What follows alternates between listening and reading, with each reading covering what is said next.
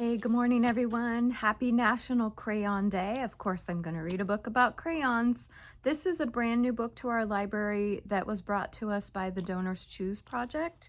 It's called The Crayon Man, The True Story of the Invention of Crayola Crayons by Natascha Bieber, illustrated by Steven Salerno.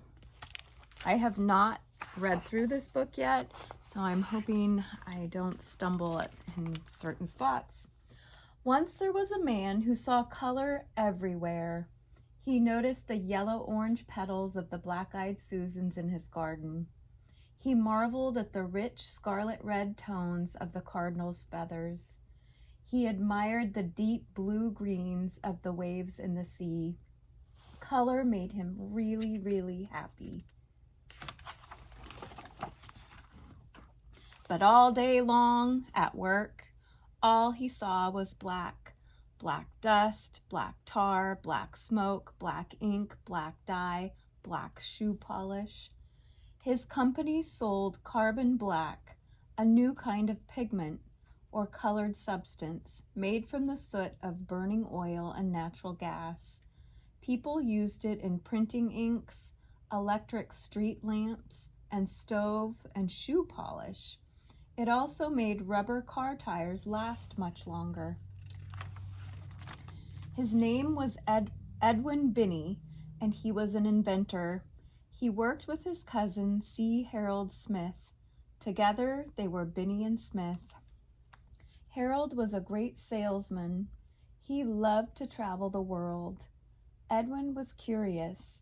He had a knack for listening and making what people needed. Edwin invented a new kind of inexpensive slate pencil that wrote very smoothly. It was gray. Children loved it. He invented a kind of chalk that wasn't dusty and didn't crumble. It was white. Teachers loved it. He invented a wax crayon that would write on wood and paper packaging. It was really, really black. People loved it.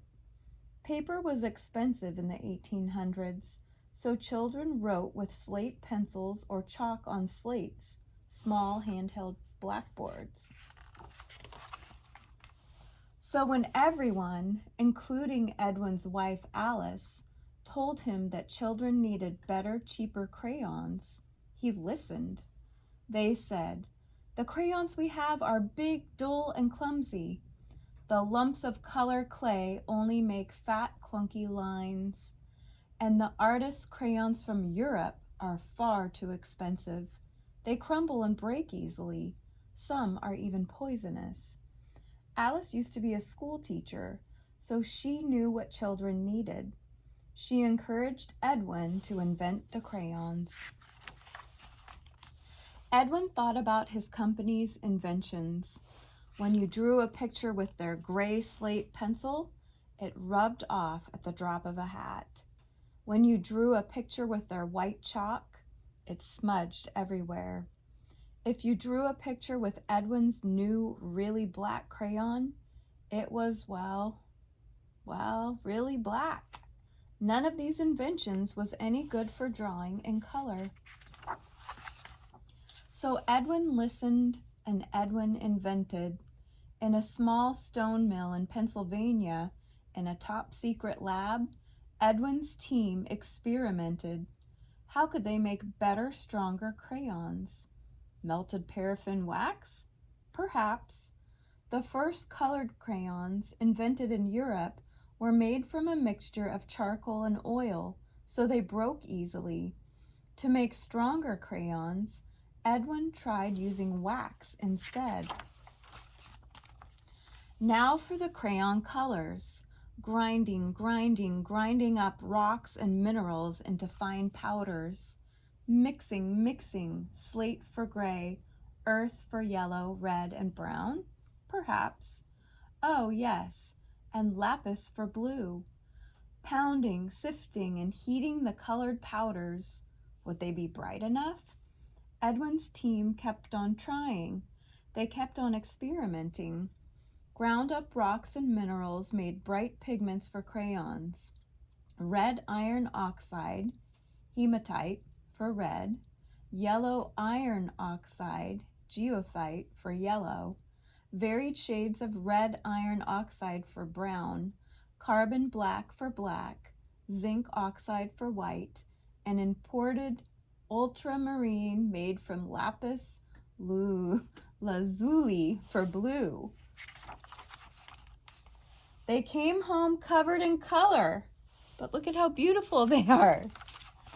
They experimented some more and discovered a pinch of this pigment, a sploosh of that one, a little hotter, a little cooler, and voila, lots of different shades. Now there were greens, oranges, violets, and pinks too. Edwin came home covered in color. To make orange, green, and violet, chemists blended various pigments and clays. Some minerals changed color when heated, plus the length of time the mixtures were left to cool created different colors too.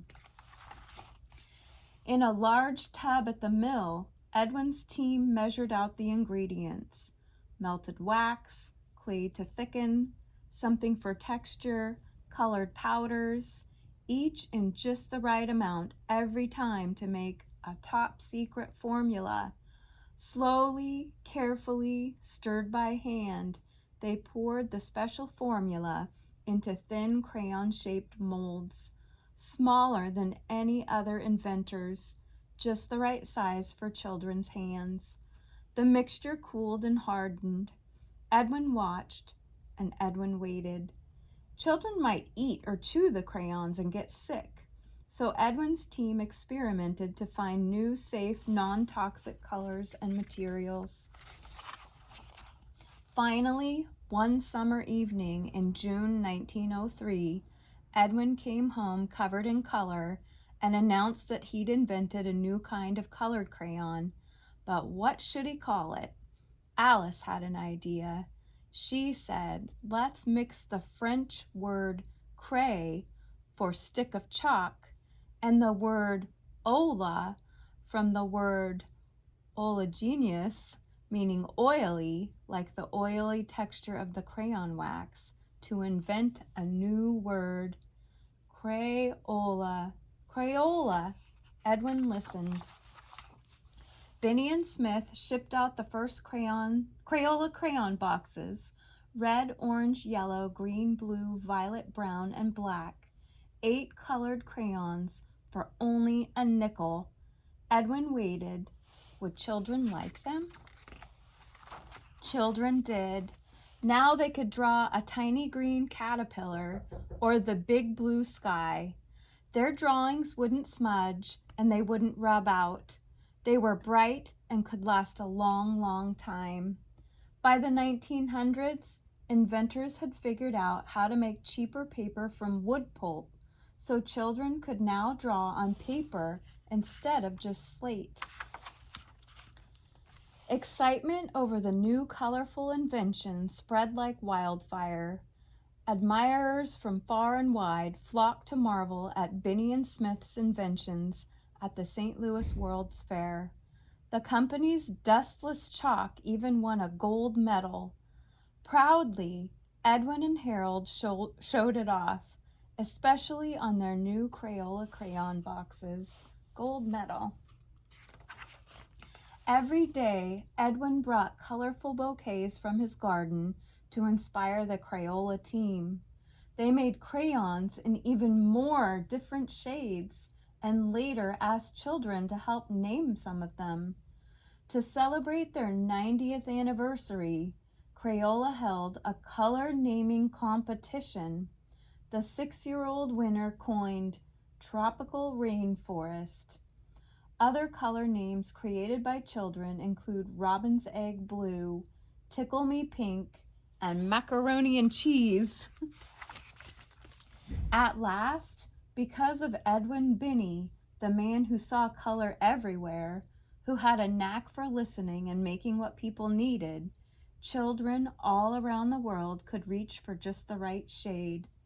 Sunglow, Wisteria, Jungle Green, Screamin' Green, Razzmatazz, Robin's egg blue, wild watermelon, marvelous, purple mountain's majesty, cadet blue, lavender, timberwolf, to draw anything. And that is the end of this great story. I love this new book. Thank you, Donors Choose, for bringing it into our library. I hope you guys color a beautiful picture using your Crayola crayons today. And have a great day. I'll see you back here tomorrow. Bye, guys. I might read another crayon book. I don't know. We have so many favorites in here. So there might be more than one story today. All right. Bye, guys.